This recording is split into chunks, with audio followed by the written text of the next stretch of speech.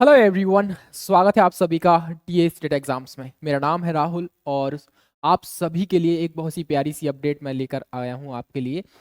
और अपडेट ये है कि जो भी हमारे साथी हैं, अगर चाहते हैं सुप्रीम कोर्ट ऑफ इंडिया में जॉब करना, तो उनके लिए ये मौका बहुत ही अच्छा है। यहाँ पर आप देखोगे, यहाँ पर जेसीए की पोस्ट के लिए 241 पोस्ट के लिए यहाँ पर जो है एप्लीकेशन मांगा है, और एप्लीकेशन जो है फॉर्म फिलिंग की स्टार्ट जो है हो चुके हैं स्टार्ट यहाँ पर। तो इसके बारे में हम लोग जानकारी इकट्ठा करेंगे और इस छोटे से सेशन के माध्यम से आपको पता चलेगा कि कौन कौन ऐसे जो कैंडिडेट्स हैं जो इस फॉर्म को फिल कर सकते हैं और कौन नहीं कर सकते हैं यहाँ पर।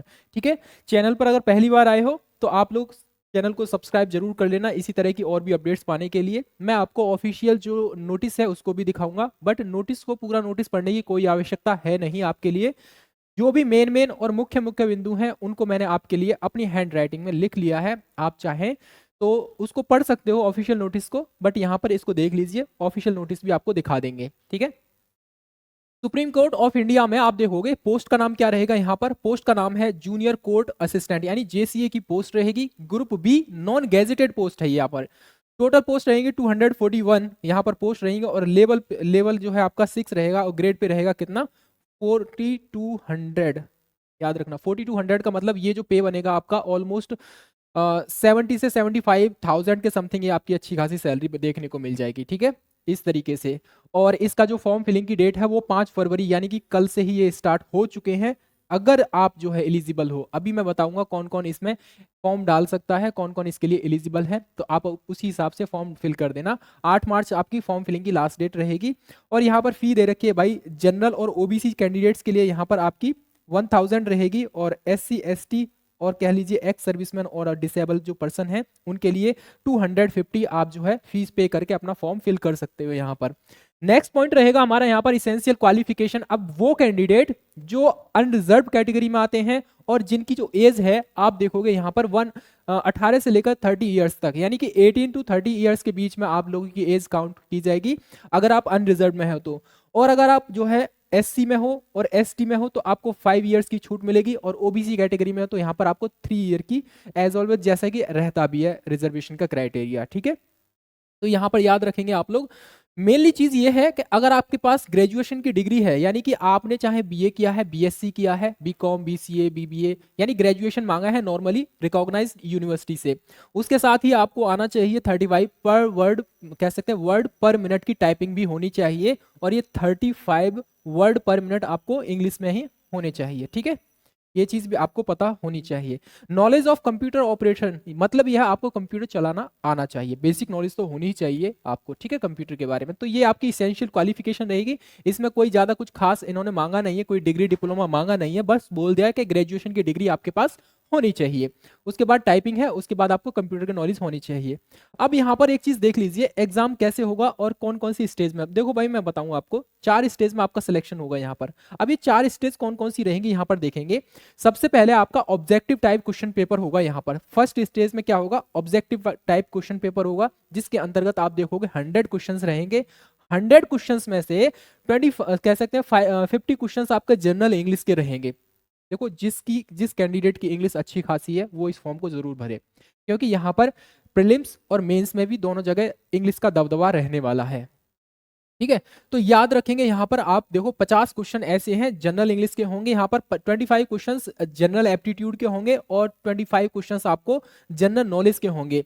इसी के साथ ही आपको मिलेगा यहाँ पर 25 क्वेश्चन अलग से दिए जाएंगे आपको कंप्यूटर के। तो 100 के अलावा भी आपको 25 क्वेश्चन स्पेशली कंप्यूटर के रहेंगे यहाँ पर। और टोटल जो समय रहेगा इन दोनों का, याद रखना दोनों के लिए जो समय रहेगा 2 आवर्स का रहेगा।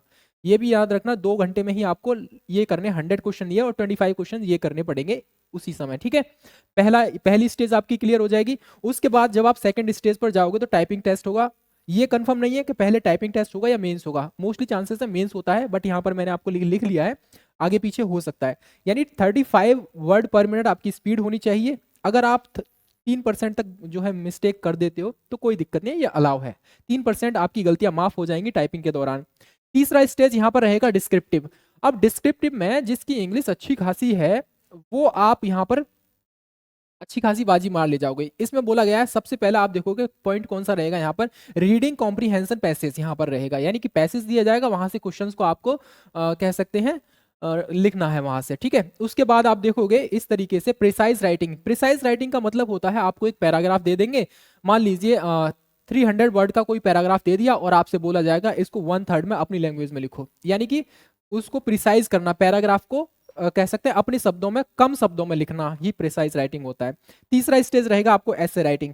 एसे राइटिंग मोस्टली कह सकते हैं हम लोग जो करंट अफेयर्स के इश्यू रहते हैं ना, वहीं से आपको एसे राइटिंग देखने को मिल जाएगा। तो ये 2 घंटे का समय रहेगा, ये 3 पॉइंट्स रहेंगे, तीनों पर टॉपिक पर आप जो है तैयारी अच्छे से करना। इसके भाई डिस्क्रिप्टिव रहेगा यहाँ पर, यानी कि लिखना ही है आपको, इसमें कोई ऑब्जेक्टिव नहीं रहने, कह सकते हैं ऑब्जेक्टिव टाइप नहीं रहेगा। उसके बाद जब ये तीनों स्टेज आप क्वालिफाई करोगे, मतलब कौन सी स्टेज, आपका पहला रिटन क्वालिफाई होगा ऑब्जेक्टिव टाइप, उसके बाद जब आप कह सकते हैं टाइपिंग, और फिर डिस्क्रिप्टिव क्वालिफाई करने के बाद तब आप पहुंचोगे इंटरव्यू में।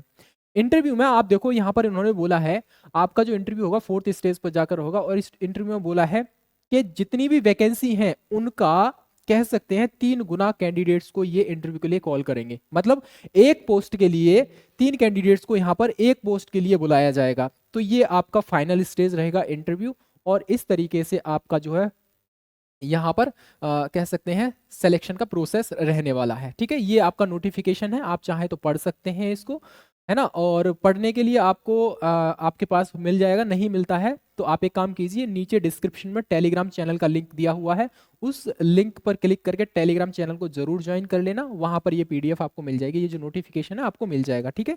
ये पूरा का पूरा नोटिफिकेशन आप चाहे तो पढ़ सकते हैं, वरना पढ़ने की आवश्यकता है नहीं। जो मेन मेन चीजें हैं वो मैं आपके लिए यहाँ पर लिख दिया है, ठीक है। अब ये जो यहाँ पर दे रखा है आपका जो एग्जाम सेंटर है, वो उसकी लिस्ट दे रखी है, तो ये वाली चीज आप जरा देख लेना अपने हिसाब से, ठीक है। बिहार में कौन कौन से स्टेट कह सकते हैं सेंटर बनेंगे, ओडिशा, झारखंड, मणिपुर, वेस्ट बंगाल, उत्तर प्रदेश। उत्तर प्रदेश में आप देखिएंगे यहाँ पर जो दिल्ली एनसीआर वाला एरिया है, उसके बाद मेरठ है, आगरा, अलीगढ़, बरेली, गोरखपुर, झांसी, कानपुर, लखनऊ, मुरादाबाद। तो इस तरीके से आप अपना सेंटर भी यहाँ पर फिल कर सकते हो, ठीक है। तो ये थी information supreme court of India में जेसीए की पोस्ट के लिए, ठीक है। अगर आप एलिजिबल हो तो जरूर फॉर्म डालिए और तैयारी भी अच्छे से करिए, बहुत ही प्यारी सी, बहुत ही अच्छी पोस्ट है, grade B, non gazetted office, मतलब ऑफिस की पोस्ट रहेगी आपके लिए, ठीक है। ये थी अपडेट, इस छोटे से सेशन के माध्यम से आपको प्रोवाइड कराना था। सेशन कैसा लगा जरूर अपनी राय कॉमेंट सेक्शन में दीजिए। मिलेंगे नादर अपडेट के साथ, तब तक के लिए जय हिंद, जय भारत।